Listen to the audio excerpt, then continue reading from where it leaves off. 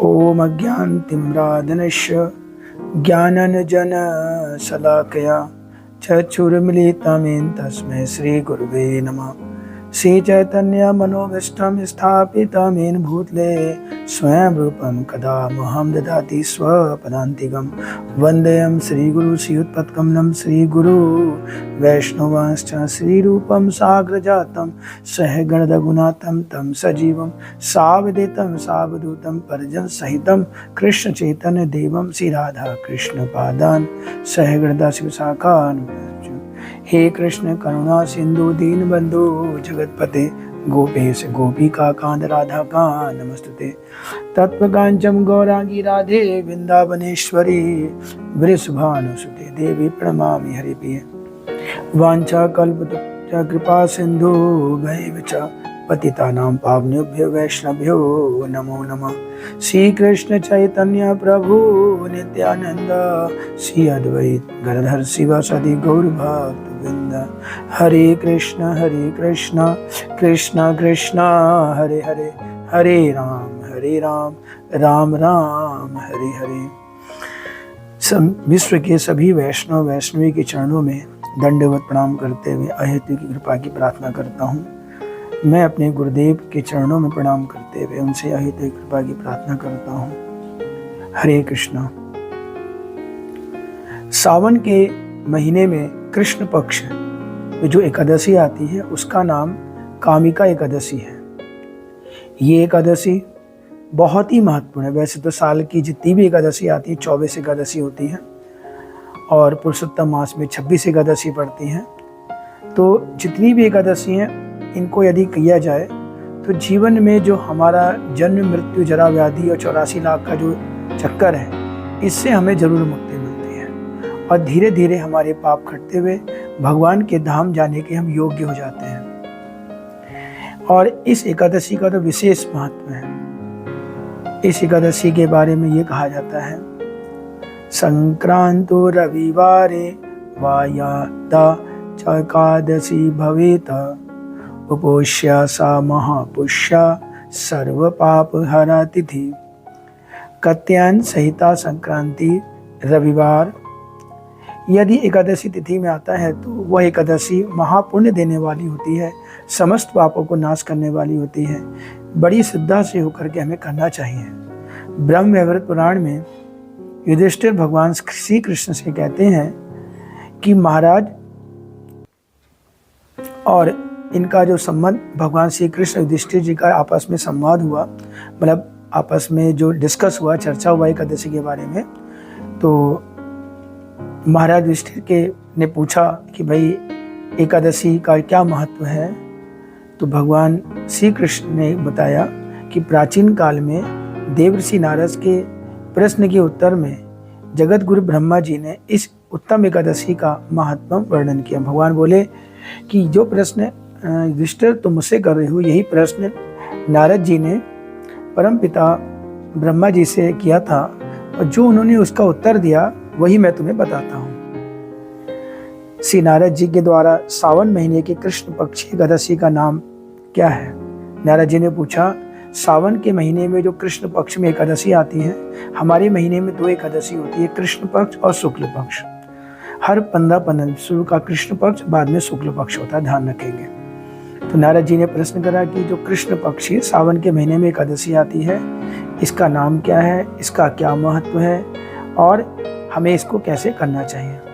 इस प्रकार के प्रश्न पूछने पर ब्रह्मा जी ने कहा, सावन महीने की कृष्ण पक्ष की एकादशी का नाम कामिका एकादशी है। इस एकादशी की महिमा सुनने से वाजपेयी यज्ञ का फल मिलता है। देखिए, अगर बाई चांस भगवान न करे एकादशी व्रत जरूर करना चाहिए, लेकिन अगर आप इस एकादशी कथा को भी सुन लेते हैं तो वाजपेयी यज्ञ का फल मिलेगा। इस दिन शंख चक्र गदा पद्म धारण करने वाले भगवान श्री हरि विष्णु की हमें पूजा करनी चाहिए।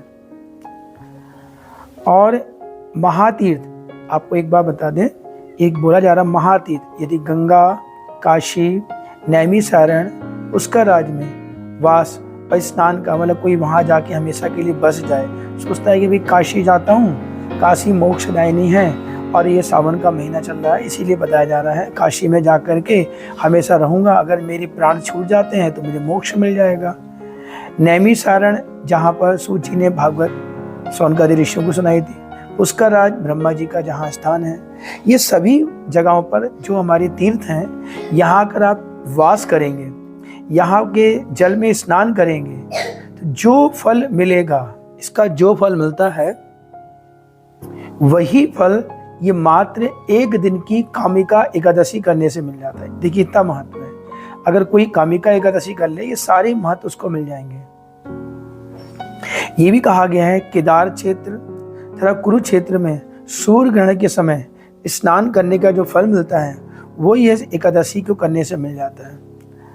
मतलब केदार क्षेत्र और कुरुक्षेत्र में कहते हैं सूर्य ग्रहण का जब समय आता है तो उसमें जब वहाँ स्नान करते हैं तो जो फल मिलेगा वो इस मात्र कामिका एकादशी को करने से मिल जाता है। जिस प्रकार कमल के पत्ते से जल अलग रहता है, उसी प्रकार मानव भी एकादशी के प्रभाव से समस्त प्रकार के पापों से अलग हो जाता है। देखिए साहब, ये तो हमने आपसे पहले ही कहा था कि अगर एकादशी व्रत अगर हम करें तो इससे हमारे जो पाप हैं हम उससे अलग हो जाएंगे, मतलब पाप हमसे चला जाएगा, पाप होगा ही नहीं। और जो पुराने पाप जाने अनजाने में या गलती से भी कर दिए थे या जानबूझ करके भी किए थे, अगर भगवान को वचन दें कि भविष्य में ऐसा कोई पाप नहीं करेंगे तो वो पाप भी हमारे धीरे धीरे खत्म हो जाते हैं। तो देखिए साहब, भगवान कह रहे हैं कि इस एकादशी का कितना बड़ा प्रभाव है कि कमल के पत्ते पर, आप जानते हैं कमल का जो पत्ता होता है, यदि उस पर जल की बूंदें गिरती है तो वो चिपकता नहीं है, उसको बूंद बूंद करके मतलब उसके अलग के बहता है। उसी प्रकार यदि कोई एकादशी व्रत करे तो पाप भी उससे अलग हो जाता है और वो सीधे बह जाता है। तुलसी के स्पर्श मात्र से शरीर पवित्र हो जाता है। ये तो कोई तुलसी जी की महिमा भी है कि तुलसी को जैसे स्पर्श करते हैं, प्रणाम करते हैं, उनको जल अर्पण करते हैं, तो इससे हमारे पाप हट जाते हैं। और तुलसी जी की वंदना करने से भी रोग समाप्त होता है। तुलसी वृक्ष को जल चढ़ाने से यमराज भयभीत हो जाते हैं। देखो कितनी बड़ी बात है, अगर कोई व्यक्ति तुलसी जी में प्रतिदिन जल चढ़ाए तो उससे यमराज भयभीत हो जाता है। भयभीत का मतलब हो जाता है कि भाई ये तो बहुत पापी व्यक्ति था, अब तो ये हमारे धाम आएगा नहीं, इसको मैं कैसे पनिशमेंट दूंगा। कि यमराज जी का कर्तव्य है कि अगर कोई व्यक्ति संसार में आया है, अगर वो कोई भी गलत काम कर रहा है तो उसे यमराज जी मतलब यमलोक में जा करके, उसे नरक में जा करके उसे जो भी दंड दिया जाता है, जो हमारे जो पनिशमेंट्स होती हैं, कहते हैं नरक में व्यक्ति जाता है तो वहाँ पर हमें बहुत सारे जितने हमने गलत काम किए होते हैं वो सब हमें वहाँ सहना पड़ता है। तो यमराज जी कहते हैं देखो ये तो तुलसी जी को जल चढ़ाने लग गया है, एकादशी व्रत करने लग गया है, अब तो ये मेरे पास नहीं आएगा। तथा तुलसी वृक्ष को लगाने से भगवान श्री कृष्ण का वास मिलता है। अगर आज के दिन कोई तुलसी जी का वृक्ष लगा दे, मतलब जैसे कामिका एकादशी है तो आज के दिन कोई क्या कर दे, वृक्ष लगा दे, तुलसी का पौधा लगा दे, छोटा पौधा, वृक्ष नहीं, तुलसी का पौधा लगा दे, इससे समझ जाइए कि भगवान का बहुत बड़ा प्रेम मिलेगा और धीरे धीरे आप भी एकादशी और तुलसी सेवा और भगवान का कीर्तन, नाम जप और भगवान के धाम को जाने का मौका मिलेगा। मतलब तुलसी जी का वृक्ष लगाना ही बहुत महत्व है आज के दिन। भगवान कृष्ण के चरणों में तुलसी पत्ता स्पर्श करने से कृष्ण भक्ति प्राप्त होती है। देखिए मैं तो ये नहीं कहता हूँ कि आप एकादशी को ही करें, हर रोज प्रतिदिन हर व्यक्ति को भगवान श्री कृष्ण के चरणों में तुलसी अर्पण करनी चाहिए। इससे हमारी भक्ति में प्रगति होती है। जो ऐसी तुलसी को नमस्कार करता है और एकादशी वाले दिन दीपदान करता है, उसका पुण्य चित्रकूट भी नहीं लिख पाते। मतलब आज के दिन अगर कोई कामिका एकादशी के दिन क्या करे, तुलसी जी के सामने दीप दान करे, मतलब दीप प्रज्वलित करे, तो समझ जाइए उसके तो इतने भाग्य खुल गए। मतलब कल के दिन जरूर आप सब लोग जरूर करिएगा। मतलब तुलसी जी के सामने सुबह मतलब जो दोपहर मिलते हैं या शाम को जब दोपहर मिलते हैं, दोपहर का मतलब होता है दिन और रात जब मिलन होता है, तो उस समय तुलसी जी में दीपदान जरूर कीजिए। तो समझ जाइए तुलसी के दीपदान का इतना महत्व बताया गया है कि जो चित्रगुप्त हमारा खाता लिखते हैं, हमने जितने पाप किए हैं, गलत काम किए हैं, तो समझ जाओ कि चित्रगुप्त के वो सारे पाप ही खत्म हो जाते हैं। क्या लिखो, कुछ पाप रह ही नहीं जाता है।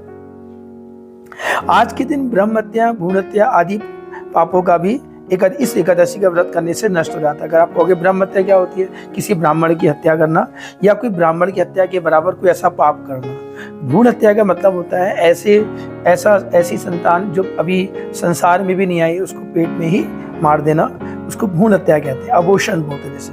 तो ये अगर बाई चांस इस जन्म में किया हो या किसी और जन्म में किया हो और भगवान से प्रार्थना करें प्रभु हम ऐसा कोई पाप नहीं करेंगे भविष्य में, तो इस प्रकार के पाप भी क्या हो जाते हैं? कमिका एकादशी के रखने से नष्ट हो जाते हैं। इस प्रकार कमिका एकादशी का व्रत के प्रभाव से जीवात्मा धन्य हो जाता है। मतलब आज कमिका एकादशी करने से हमारे जो भी पाप थे वो सब नष्ट हो जाते हैं और हमारा भगवान से मिलन होता है। तो मैं यही कहता हूँ कि आप इस हर एकादशी को करें, ये नहीं कि कमिका एकादशी के दिन फलाहार करें।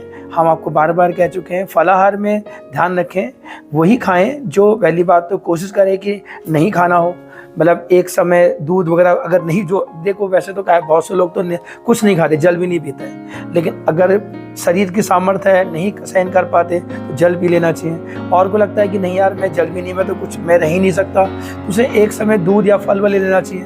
अब किसी का शरीर ही काम नहीं करता, शरीर में ऐसे कुछ प्रॉब्लम्स हैं डॉक्टर के द्वारा बताया गया है, तो भैया वो 2 टाइम ले अपना, लेकिन जे भी ले फलाहार ले, अन्न का सेवन बिल्कुल ना करे, क्योंकि अन्न का सेवन ही बहुत बड़ा पाप होता है। हमने आपको एकादशी की जो कथा है हम हर बार देते हैं आपको, एकादशी महात्म पार्ट 1 है हमारा, उसकी जो हमने क्लास ली थी उसको जरूर सुने, ताकि आपको मालूम पड़े कि आखिर एकादशी व्रत हम क्यों करते हैं, क्या कारण है, क्या करने का है। मैंने उसमें साफ बताया है कि एकादशी के दिन अन्न में पाप निवास करता है, तो कृपया करके एकादशी के दिन अन्न तो बिल्कुल भी नहीं खाएं। अगर जो व्यक्ति शरीर से असमर्थ है तो कम से कम 2 टाइम खाए या 3 टाइम खाए, लेकिन अनाज तो बिल्कुल सेवन ना करे, ये सबसे बड़ा पाप है। और ये भी ध्यान रखना, हम लोग जो भी जैसे सिंगाड़ा है, सिंगाड़े का आटे का यूज़ कर सकते हैं, कुटू का आटा यूज़ कर सकते हैं, और आलू ले सकते हैं, फल ले सकते हैं, ड्राई फ्रूट्स ले सकते हैं, सूखे मेवे जिसे बोलते हैं, जैसे सारे फल फ्रूट ले सकते हैं, दूध की बनी हुई चीज़ें कुछ भी खा सकते हैं आप साफ से। तो ये सब चीज़ें यूज़ करें। लेकिन अगर कुछ भी बनाएं, मतलब जैसे कुछ अगर आप बनाना चाहते हैं, जैसे आलू की सब्जी बनाना चाहते हैं या कुटू की पराठा या पूड़ी बनाना चाहते हैं, ये उनके लिए है जो जिनका शरीर असमर्थ है, उनके लिए है ये सब चीज़ें खाने के लिए, तो उनको खाना चाहिए। तो इसको आप जब भी पकाएं तो पकाने के लिए रिफाइंड का यूज़ ना करें। देखो या तो मूंगफली का तेल यूज़ करें, हाँ, या फिर आप शुद्ध देसी घी यूज़ करें, कोई रिफाइंड या सोयाबीन के तेल में ना यूज़ करें, ठीक। सोया और कुछ लोग, बहुत से लोग व्रत के दिन ये भी खा लेते हैं जो चीज़ हमें नहीं खानी चाहिए। टमाटर है, हरी मिर्च है, इसको त्याग करें। टमाटर हरी मिर्च का सेवन ना करें। हरी मिर्च की जगह पर हम काली मिर्च ले सकते हैं, ब्लैक वाली जो होती है, और नमक की जगह पर सेंधा नमक यूज़ कर सकते हैं। ध्यान रखें, साबूदाना का नहीं खाया जाता, साबूदाना ना खाएं, ठीक। तो इस प्रकार आप ध्यान दें कि हमें इनको यूज़ नहीं करना है। ध्यान रखें, हमें जो है व्रत में बहुत सी चीज़ों को हमें जो हमें नहीं मालूम होती है वो हम खा लेते हैं। तो व्रत का वही खाएं जो व्रत के लिए बनाया गया है। अनाज का सेवन बिल्कुल भी ना करें, ध्यान रखें। इससे आपको ठाकुर जी की कृपा मिलेगी। और एकादशी के दिन सभी लोग ध्यान रखें, कोई ऐसा देखो खाने से नहीं होता है कि खाना हमने अन्न नहीं खाया, इसके अलावा भी बहुत से कार्य होते हैं। एकादशी के दिन झूठ ना बोलें, क्रोध ना करें, भगवान का स्मरण करें, भगवान की कथा सुने, हाँ, किसी की निंदा ना करें, सब ऐसा कार्य ना करें जो कि हमें और हमारे पतन का कारण बने। आज के दिन जप करना अच्छा रहता है, माला करें, हरे कृष्ण कृष्ण कृष्ण हरे हरे, हरे राम राम राम हरे हरे। आपको ठाकुर जी कथा भागवत पढ़ें, रामायण पढ़ें, जो भी भगवान की लीलाएं हैं उनको आप ध्यान से सुनिए। एकादशी कथा तो मैंने आपको भेज दी, इसको भी सुनिए। तो कहने का आशय यह है, और कोशिश कीजिएगा कि जितना हम कम से कम खा सकें। हम लोग तो कोशिश करते हैं, जितने भी वैष्णव लोग होते हैं वो क्या करते हैं, भाई अगर शरीर से असमर्थ हैं तो दोनों समय लेते हैं, शरीर से अगर ज़्यादा एवरेज हैं तो एक समय लेते हैं, और कुछ वैष्णव तो खाली पानी या दूध पी के रह जाते हैं, या कुछ लोग फल ले लेते हैं, या कुछ लोग पानी जल भी नहीं ग्रहण करते। देखिए ये तो अपना अपना विषय से है, जो जितना कोशिश करे। लेकिन हम बार बार इस बात को कह चुके हैं, अन्न का सेवन बिल्कुल भी ना करें। तो कमिका एकादशी हमारी जो है इसका पालन कीजिए, इसका बड़ा प्रभाव है। आप सोचो कि अश्वमेध यज्ञ कराने के लिए पूरे पृथ्वी का राजा होना पड़ता है। एक व्यक्ति जब पूरे पृथ्वी का राजा होगा और उसके बाद फिर वो राजा बनने के बाद सम्राट बनेगा, फिर वो उसके आसपास कोई ऐसा व्यक्ति ना हो जो उसे लड़े। वो एक घोड़ा भेजता है अश्वमेध यज्ञ, उसके बाद उस घोड़े को कोई पकड़ ले तो उसे लड़ना पड़ेगा राजा से, और कोई घोड़ा ना पकड़े तो वो क्या हो जाता है, वो वहाँ का क्या बन जाता है, पूरा सम्राट पूरे पृथ्वी का। तो सोचिए कि आज के वर्तमान में तो ऐसा पॉसिबल ही नहीं है कि कोई ऐसा कर भी पाए, और सोच भी नहीं सकते। ये पुराने समय में था कि जो अश्वमेध यज्ञ करते थे, और जैसे हमारे भगवान राम ने अश्वमेध यज्ञ करा और पूरे विश्व के सम्राट बने, इसी तरह ध्यान रखना पड़ता है कि अश्वमेध यज्ञ जो है, और आप सोचोगे इतना बड़ा कभी ना भी हो पाएगा आपसे, ना हमसे, ना हम कम कर पाएंगे अश्वमेध यज्ञ। एक ही तरीका है, छोटा सा काम, एक दिन एकादशी व्रत कर लीजिए।